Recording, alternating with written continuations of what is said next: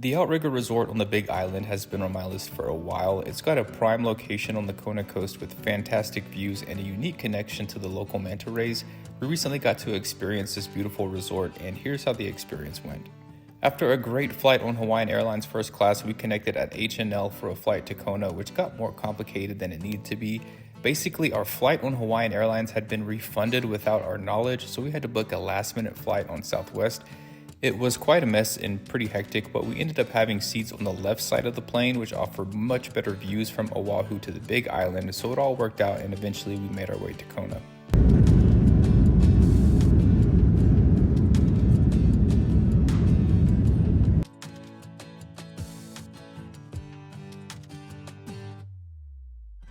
The Outrigger is located among a stretch of resorts, vacation rentals, and country clubs interspersed with barren lava fields. It's perched upon the rugged lava rock coast near the historic birthplace of Kamehameha III.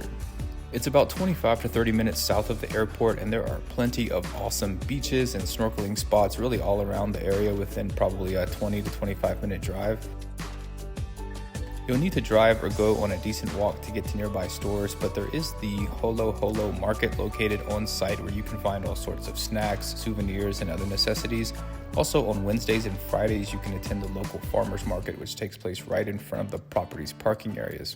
Something that really makes this hotel's location special is the connection to the Manta Rays. The waters just outside of the resort are home to what's called Manta Village, and it's one of the premier places to view Manta Rays, but much more on that later.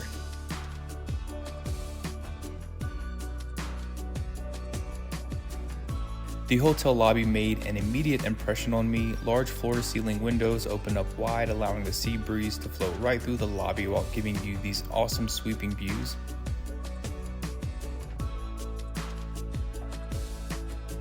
After dealing with that mess of a connection, it was really nice to finally be able to relax with such an amazing view. At check-in, an extremely personable agent really made us feel welcomed. She went through all of the different features of the hotel, but she did inform us that our room wasn't quite ready. That really wasn't surprising to me, as I found that whenever you book the largest suite at a resort, it's often not ready early, especially at a property like this that offers the option for guaranteed late checkout. So we just spent some time checking out the views, the scenery, and doing a little bit of mongoose spotting until the agent notified us that our room was ready.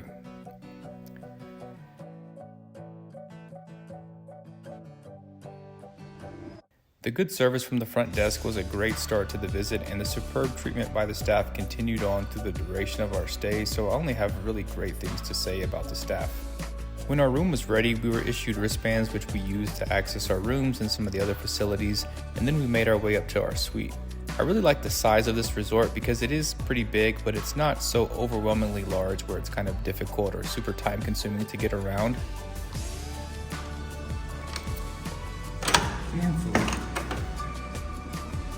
We ended up booking the 900 square foot Club Deluxe Oceanfront Suite, which is basically the top suite at the hotel. It often goes for around $800 a night for a prepaid reservation, but can go for well over $1,000 a night. By going the prepaid route, you can save over $400, which makes this a much more attractive deal. And when you factor in the lounge access where you get free breakfast and all of the evening drinks and food, the free valet service that comes with this room, and just the sweeping and unique views of the Kona coast, the prepaid rate really is a solid value for Hawaii standards in my opinion. Near the entrance of the room, you'll find a large half bath. It's directly across from the large balcony, so if you have people over and you're hanging out on the balcony, it's very conveniently located. There's a table for four along with a wet bar where you'll find a small sink, a microwave, coffee maker, and also a mini fridge.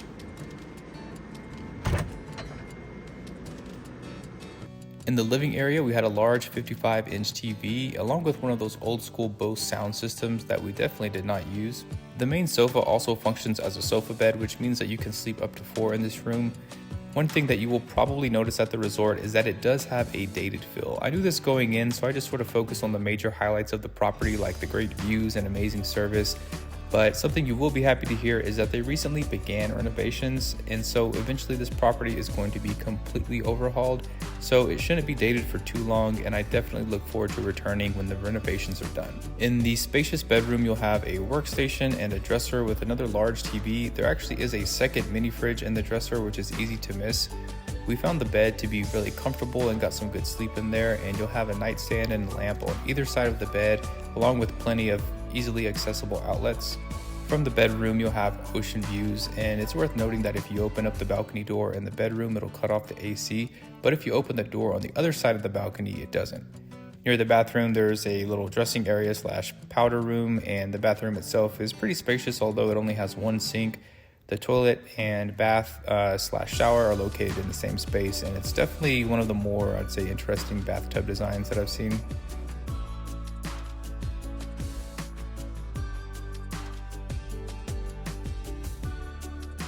In the closet, there were 2 robes and also 2 different types of hotel safes, which was the first time that I'd seen that.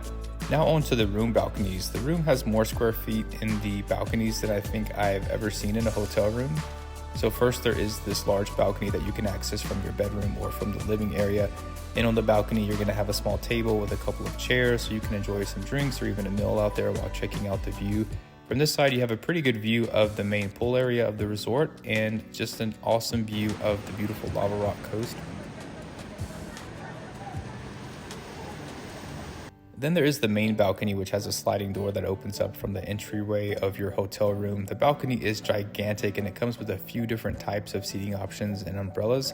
There's just so much space up there. I would be tempted to even say that it's just too big, if that's even possible.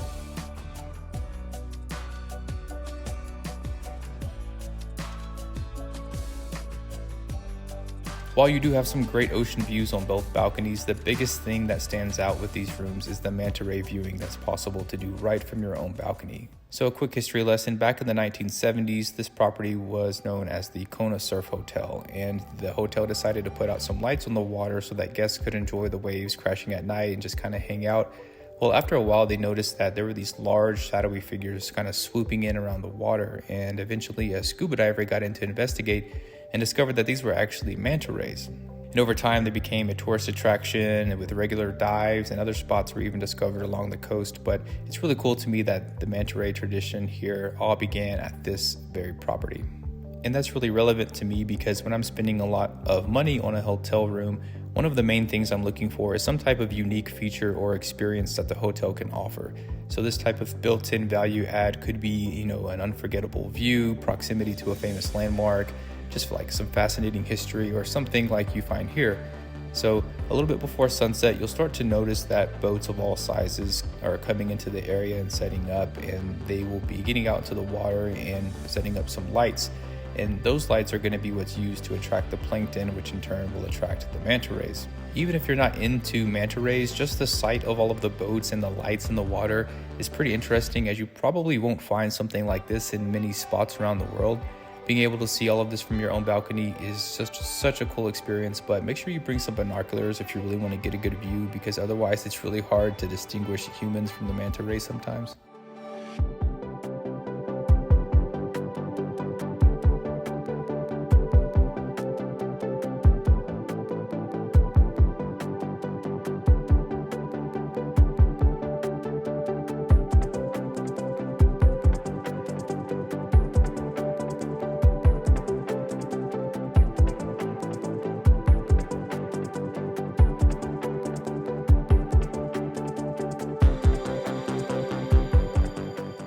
If you don't have a balcony view, you can still head to the observation deck where you can spot the mantas from the platform. We didn't actually get a chance to spend a lot of time at the observation deck because the first night we were up on our balcony, and the second night we actually did a scuba dive with the manta rays.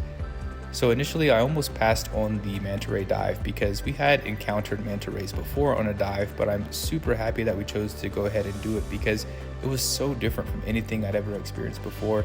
If you are a scuba diver, I can pretty much guarantee that this is going to be a true bucket list experience, and so you want to give it a shot.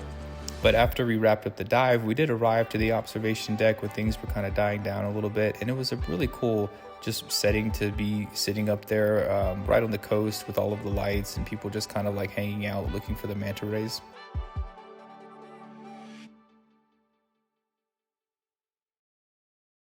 Another nice perk of the hotel is the Voyager 47 Club Lounge. So I sometimes struggle to find value at club lounges at tropical resorts, especially because I don't drink alcohol, but I really did love this club lounge.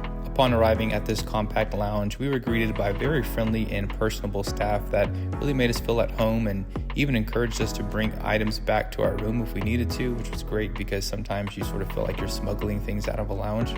I was really surprised by the nice lineup of food offerings in the evening. So they had poke balls, some really quality sweets, chips, fruit, deli meats, and cheeses, all pre-packaged, which really made things easy.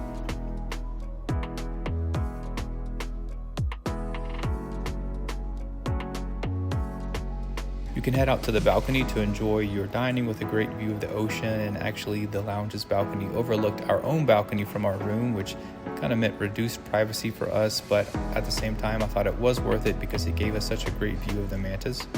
As for the drinks, the friendly bartender kept the drinks flowing, and Brad really raved about the Blue Manta, though I think he liked pretty much all of the drinks that they served up. We went back up to the lounge for breakfast, and once again they had a really solid offering. You could find fruit, rice, tater tots, sausage, eggs, and yogurt parfait, along with other things like oatmeal and bagels and bread.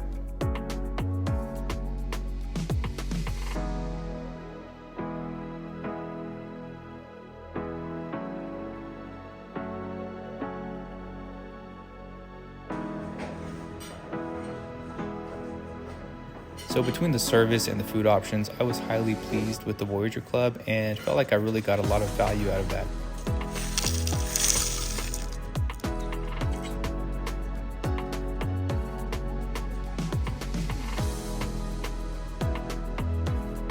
The Outrigger has two separate pools, one for adults and one that is family friendly.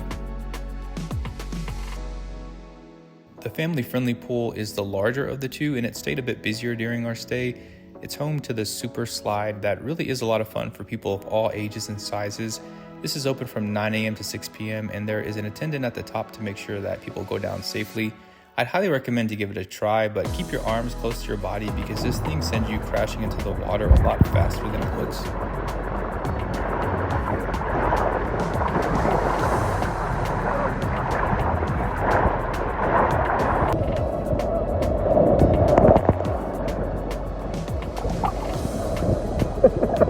If you want something a little bit more tame, there are a couple of hot tubs on both sides of the pool, and on the other end of the pool there's a shallow beach entry which is perfect for little kids. The adults only pool is situated in the courtyard of the resort, which is a little different since a lot of resorts put the adults only pool more tucked away from the center of everything. It's slightly smaller than the other pool, but still pretty big, and one of the highlights of this pool is the waterfall feature, and you can actually get underneath it and hang out there for a little bit, which I highly recommend.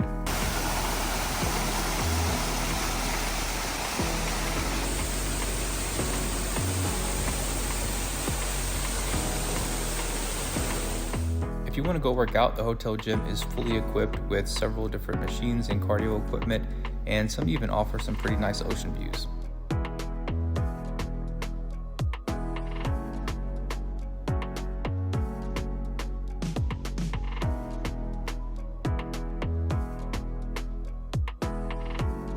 As for the dining, you basically have two main options. There is the Aloha poolside bar and lounge, which is found between the two pools, and it's a really good spot for lunch.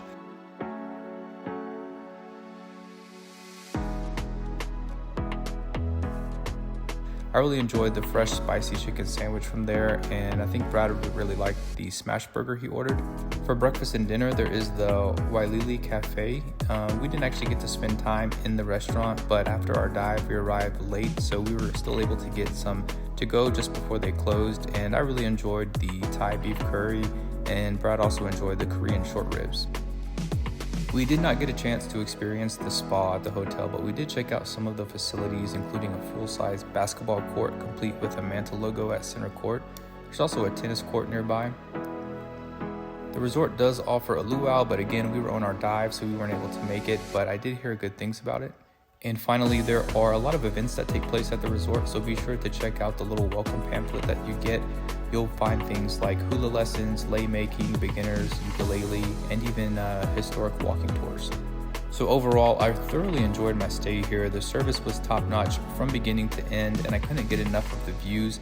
I'm really big on unique hotel features, and the Manta Ray viewing that can be enjoyed from here ranks pretty high on my list of all-time unique hotel attractions. The food definitely did not disappoint, and neither did the lounge experience.